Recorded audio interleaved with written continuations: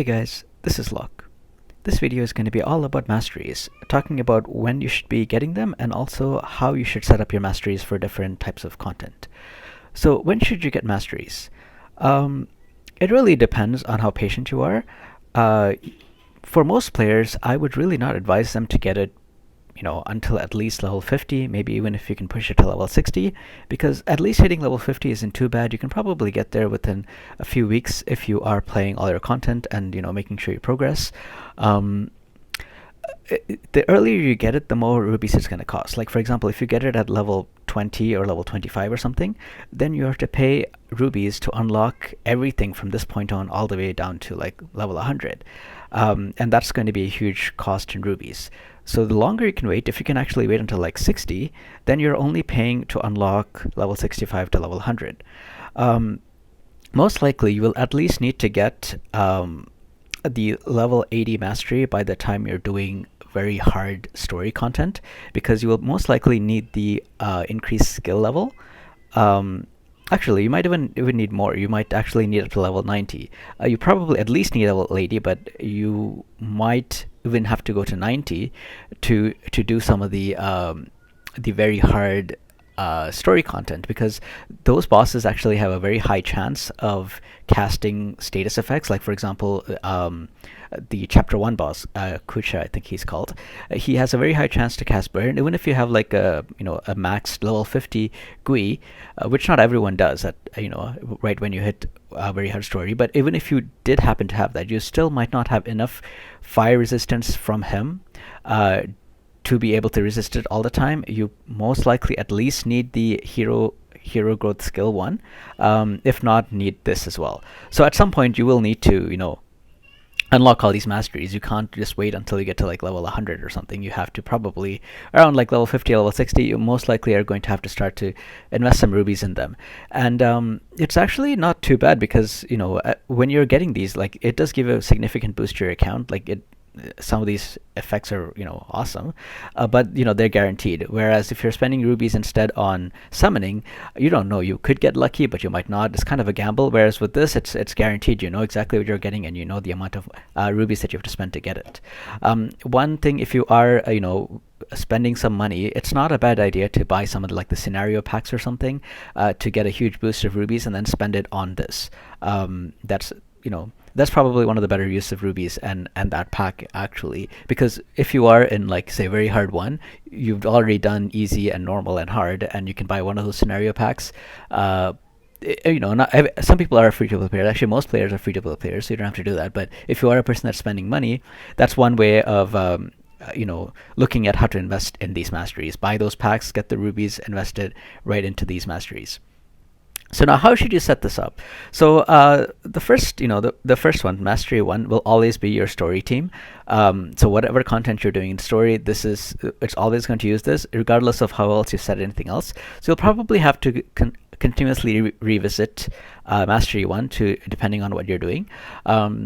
If you are a player that's kind of struggling with the actual mobs, right, like just fighting the mobs to get to the boss, you actually might want to set up your status effect accuracy. For example, like you might want to set it up like this, because those mobs are able to get stunned and shocked and all kinds of CC. So you can use a CC heavy team.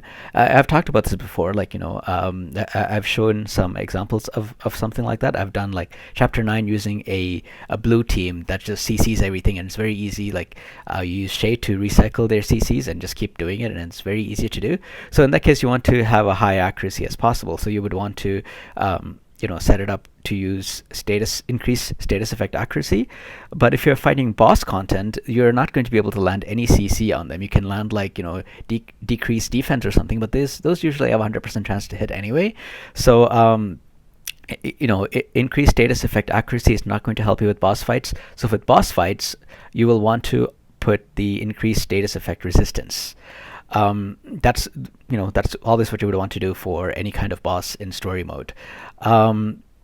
Let's just go through these a little bit. Like when I started playing, I found that my units had a hard time surviving, and so early on in the stories, especially when I started getting to, like, say, hard story one and things like that, I found that I was having a little bit of trouble surviving the hits from the bosses. So actually I went with everything as defensive as possible. Like, I would go with all of these defensive masteries. And at some point, when I started getting into, I think, around the very hard stage, or even like the later hard stage bosses, I found that, okay, I can survive, but the problem I'm having is not meeting that DPS check. The boss is going into berserk faster than expected, or I'm not able to kill the boss before he goes berserk. So I had to slowly actually switch my defensive masteries over to the offensive masteries, and my defense is basically getting good enough to dodge the skill shots. I had to make that change at some point, and most likely you will have to make that change as well, because I find that you really need, like, I'm really struggling, especially when I didn't have Cosette Plus at that time. I was really struggling to meet that DPS check, so I really had to switch over my masteries to offensive masteries, and you'll most likely at some point have to make that same switch as well. Now, regarding these ones, it really depends who you have. I mean, I had Rachel as my main DPS, so I could use this. But now I have Cosette, and so I've instead started using, like, range attack masteries, because that's Cosette is basically my main DPS that I bring everywhere now, especially for boss fights in story mode. So I've switched it to using this. Now, this is actually a very interesting choice, because when I used to use the regular Rudy, now I don't typically use regular Rudy as much anymore. I use, like, Kate or something. But when I used to use the regular Rudy, I would almost always want to put this, the increase allies block rate and also increase allies block efficiency, because with him I would actually be able to get an increased block effect. So if you're using Rudy, you can actually think about using this even all the time, regardless of what you're doing. If you are using Rudy, that is.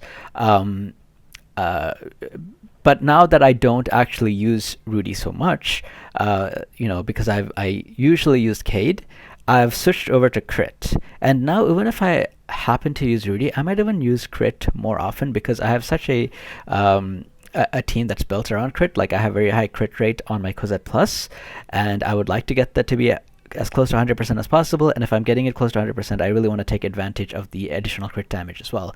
So now I might actually be using this regardless anyway. If you're using Delins, he doesn't really benefit much from crit rate, but you definitely want to give him the increased crit damage bonus. So it really depends on the units as well and who you're using. And again, also it depends on if you're able to survive or not.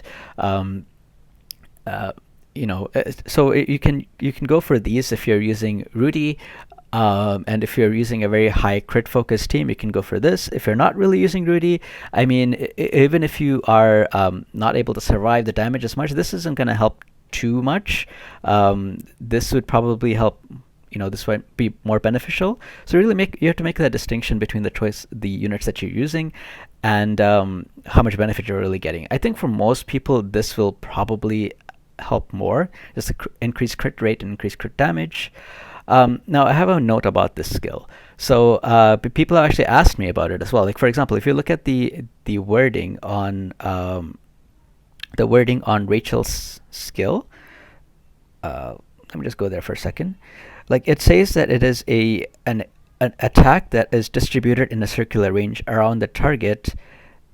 So basically, like, if it does say, for sake of simplicity, I'm going to say 3,000 damage. So it does 3,000 damage to all the enemies in a circle. So if there's 10 enemies, it will do, say, 300 damage each. But if there's only one enemy, it'll do 3,000 damage to that one enemy. However, it would still be classified as an AoE attack, because that's what it does. It is whenever it says, like, a circular range around the target, it's an AoE attack, regardless of how many units are in that range. So she would, for her ultimate, she would actually benefit more from the AoE up skill, not the single target skill. But for her skills, like, these skills are all single target. So her 3 skills are actually single target skills. Her ultimate is a AoE skill. So depending on, if you're using Shay, for example, you'll probably be able to get the ultimate off often. So you might actually want to increase her AoE skill damage mastery more. Like, for example, just to say what I'm talking about, like you would want to increase this one, increase allies AoE skill damage by 30% because that's probably the one that's going to have a lot of damage for her because she's going to be getting her ultimate off often. And at the time, the team that I was using Rudy, the Rudy L. I was using Shay, I was using Karen, and I was using Rachel, and I found that a lot of them actually had AoE skills. So I benefited a lot from this skill. But when I started switching my team a little bit around, I find that they had a mix of AoE and single target skill, so I actually even ended up using this. Now that I'm using Cosette a lot, and she is my main DPS, regardless of who else has whatever other AoE skills, I'm usually using this because she is going to be doing like at least 50% of the overall damage of my team, and I really want her damage output to be really high.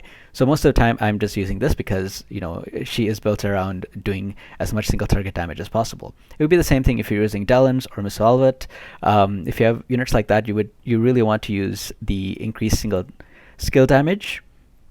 What else? I mean, basically here, again, the things are depending on if you need to survive or you need more damage. That's what you would choose here. Same with this, same with this. Now, this is something I have to talk about again. So this one, when I started, I went for this. I'm like, oh, I really want to increase the drop rate because that would be great.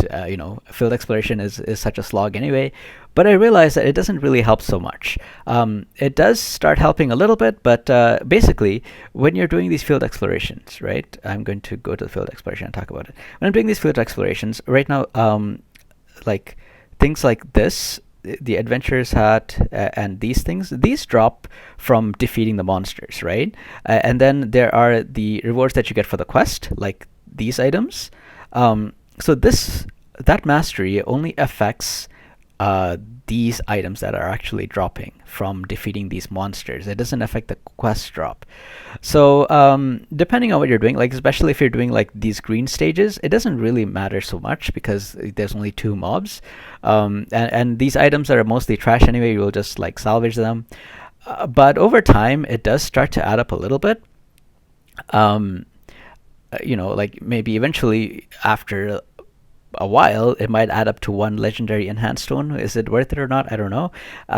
Personally, for me, I'm actually getting a bit of use out of it because I really need these like leathers, like these items. I'm really low on these gemstones, so I'm using that mastery now for my field exploration, so I can get more of these gemstones because that's becoming a limiting factor for me. But unfortunately, it doesn't really help you with the, if you're not getting a L plus accessory, it's not going to increase the drop rate of that because, it's not. It only affects the loot that you get from defeating the monster itself.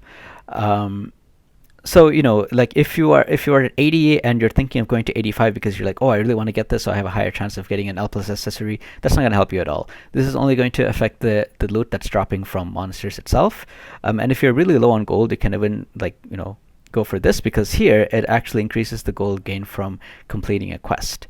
And if you're having trouble, like we want to DPS the boss faster, you can just put this on as well instead and get a little bit more damage dealt to these monsters. These are self-explanatory.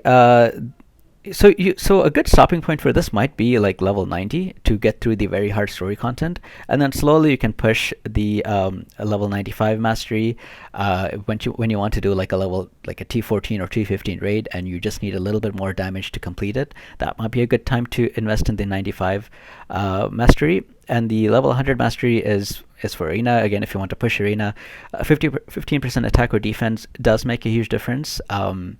But it doesn't help you by itself. You need to have a bunch of other things, like you need to have the proper heroes and gears and everything else to compete. This is just an extra push to be able to get you a little bit further. That's all it does. So how do I have my masteries set up? So obviously, as I said, this is always going to be my story mastery. I'm constantly changing it depending on the content I'm doing. I have 1 defensive and 1 attack set where I have like everything put as defense except for the crit because I'm no longer using Rudy, and everything set up as attack. I used to use these a lot previously when I was doing the lower level raids and I needed to slowly increase. Like for example, if I was doing I don't know, like T8 Gigantus or something, and I found that I was just dying too fast, then I would invest in defensive masteries, and then I go up to T9 and I find that okay, I can survive fine, especially by dodging stuff, but I need to increase my DPS, then I would go with all attack masteries. So I used to use these a lot before, but now I have the standard raid setup because I find that I will always need to beat that DPS check. That's usually my biggest challenge. So my standard raid masteries look like this, and again, Cosette is my main DPS now, so that's who I'm using is. If I have to specifically use a different DPS, I'll probably change it depending on who I'm using, like either a DPS mastery or a range mastery. And then again, because I'm using Cosette, this is my increased attack mastery. So basically everything looks like an attack mastery. The only difference is really this one. I've put my increased status effect resistance here and here. And that's really the main difference between attack and raid. This is basically now my standard raid mastery skill set that I'm using. For arena, I'm actually switching between my offensive and defensive slots, and like sometimes I will have this, exactly like an attack mastery. Other times I will actually use something like, sorry, nope, not that one. This one. So no, this one. So sometimes I will use something like this. Other times I will use something like this. I find that this is working for me better right now, but it really depends on what else you have going. Like for example, if you have a good amount of those Mirage accessories that remove a debuff when you're fitted with the debuff, if you are using a pet like Ming who removes debuffs, or one of those legendary pets that remove debuffs, then maybe you can actually go with increasing effect accuracy, because you are less likely to get hit with these debuffs. But if you have an increased chance to attack the opponent with debuffs, that might be more beneficial to you. So it really depends, how your setup is. I find that this is working for me right now, but I have used something like this in the past. And in arena, most of the units that I have do AOE damage, like Ming or Valter. So I'm using this skill set instead of the single target skill set. But yeah, this is my arena setup, and depending on sorry, did I move this here? Yeah, this is supposed to be like this. But yeah, this is my arena setup, and depending on who I am, well, basically, I keep switching between all status effect resistances to all status effect accuracies. But this is a setup that I'm using right now.